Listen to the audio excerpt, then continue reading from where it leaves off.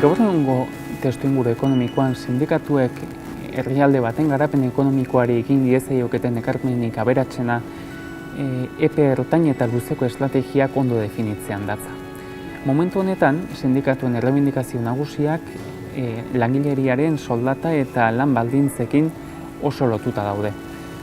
Pauso bat aurrera eman eta herrialde horretako enpresen erabaki ekonomikoetan hitza hartzeko apustu egiten baldin badute, hori izango da bermerik nabarmenena etorkizuneko soldatak eta lan baldintzak onak izan daitezen. Enpresen erabaki ekonomikoetan eragitea jartze baldin bada sindikatuen helburu nagusi bezala, badirudi aldaketa estrategiko handia ematen dugula momentuan sindikatuek daukaten aktibitate nagusiarekin. Orain arte langileen soldatak eta lan baldintzak errebindikatzen zentratu diren sindikatu horiek pauso bat aurrera eman eta enpresen aktibitate ekonomikoan hitza hartu nahi izateak printzipioz salto handi bat dela dirudi estrategia sindikalean.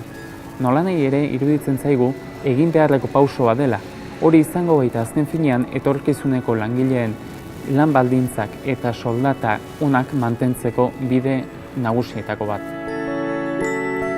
Zentzu honetan, sindikatuek enpresen gestio ona aldarrikatzen dutenean edo inbertsio politika zuzenak exekitzen dituztenean bai teknologia berrietan edo formazioan egiten duten gauza bakarra da etorkizuneko soldatak eta lan baldintzak errebindikatzea.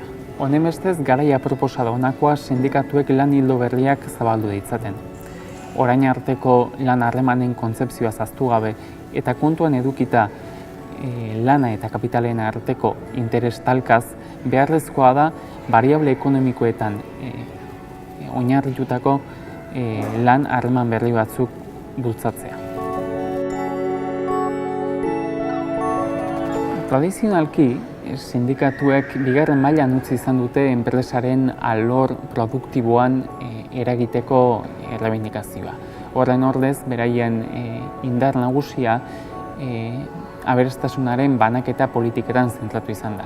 Hala nola, soldata duinak lortzean, lan baldintza on batzuetan, distribuzio politikak bermatzean edo langileriaren botere guneak bermatzean.